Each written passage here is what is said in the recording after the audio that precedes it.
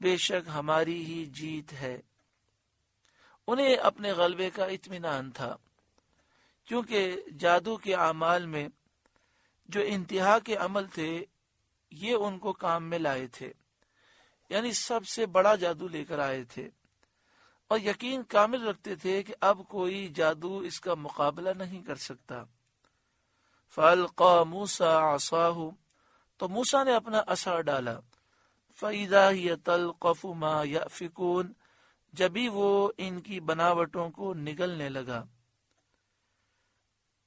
جو انہوں نے جادو کے ذریعے سے بنائی تھیں، یعنی ان کی رسیاں اور لاٹھیاں جو جادو سے اژدہے بن کر دوڑتے نظر آ رہے تھے۔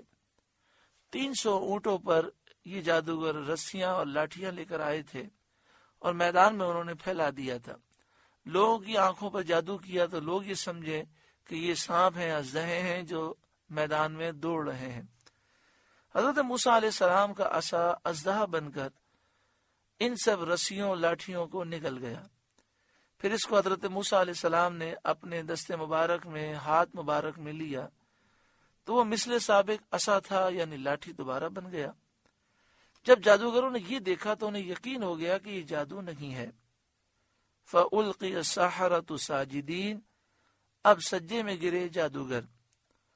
قالوا، وہ بولے، آمنا برب العالمین، ہم ایمان لائے اس پر جو سارے جہاں کا رب ہے، رب موسیٰ و ہارون، جو موسیٰ اور ہارون کا رب ہے۔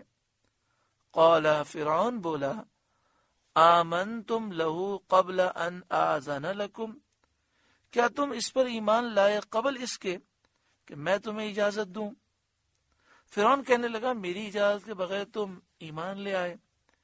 انہ لکبیرکم الذی علمکم السحر، بے شک وہ تمہارا بڑا ہے جس نے تمہیں جادو سکھایا، یعنی حضرت موسیٰ علیہ السلام تمہارے استاد ہیں، اسی لیے وہ تم سے بڑھ گئے اور تم سب نے مل کر منصوبہ بنایا۔ تم اس لیے آئے کہ تاکہ تم مقابلہ کرو اور تمہارا استاد جیت جائے اور پھر تم جادو کے ذریعے ہم پر حکومت کرو۔ انہ لکبیرکم الذی علمکم السحر، بے شک وہ تمہارا بڑا ہے جس نے تمہیں جادو سکھایا۔ فلسوف تعلمون، تو ضرور ان قریب تم جان جاؤ گے کہ تمہارے ساتھ کیا کیا جائے گا، تمہارا حشر کیا ہوتا ہے۔ یہ فرعون نے دھمکی دی، لأقطعن ایدیکم وارجلکم من خلاف، بے شک میں تمہارے ہاتھ اور دوسری طرف کے پاؤں کاٹوں گا، وَلَأُصَلِّبَنَّكُمْ أَجْمَعِينَ، اور تم سب کو سولی دوں گا۔ اس سے مقصود یہ تھا کہ عام مخلوق ڈر جائے اور جادوگروں کو دیکھ کر لوگ حضرت موسیٰ علیہ السلام پر ایمان نہ لے آئیں۔ فرعون کو خوف طاری ہوا کہ جادوگر ایمان لے آئے، اب ان کی دیکھا دیکھی اور لوگ بھی ایمان لے آئیں گے، اس لیے میں جادوگروں کو سخت سزا دوں تاکہ لوگ ڈر جائیں اور کوئی ایمان نہ لائے۔ اس نے دھمکی یہ دی کہ میں ایک طرف کا ہاتھ کاٹوں گا، یعنی سیدھا ہاتھ کندھے سے کاٹوں گا، اور الٹا پاؤں تمہاری ران سے کاٹوں گا، اور پھر تمہیں سولی پہ لٹکاؤں گا، بڑے بڑے کیل تمہارے جسموں میں گاڑ دوں گا اور تمہیں کھجور کے تنے پر لٹکا دوں گا۔ قالو، وہ بولے، لا ضیرہ، کچھ نقصان نہیں، دنیا میں کچھ بھی پیش آئے اس میں تکلیف کی کیا بات ہے، کیونکہ دنیا فانی ہے۔ انا الی ربنا منقلبون، ہم اپنے رب کی طرف پلٹنے والے ہیں، ہم اپنے رب کی طرف ایمان کے ساتھ پلٹنے والے ہیں، اور ہمیں اللہ تعالیٰ سے رحمت کی امید ہے۔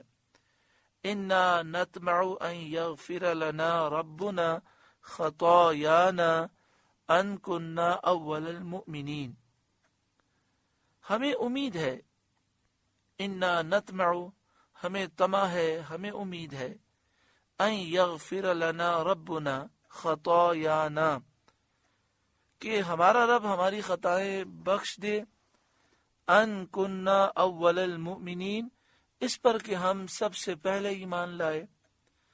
فرعون کی قوم میں سے ہم سب سے پہلے ایمان لائے، یا اس وقت مجمع میں جتنے لوگ حاضر ہیں ان میں سب سے پہلے ہم ایمان لائے۔